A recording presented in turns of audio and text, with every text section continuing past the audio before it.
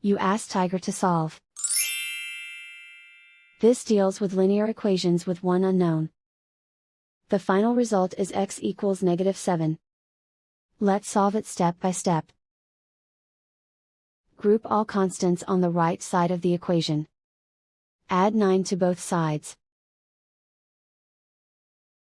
Group like terms.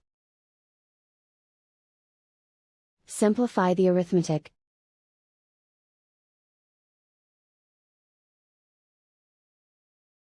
Isolate the x. Divide both sides by -11. Cancel out the negatives. Simplify the fraction. Move the negative sign from the denominator to the numerator. Find the greatest common factor of the numerator and denominator. Factor out and cancel the greatest common factor. And so the final result is x equals -7.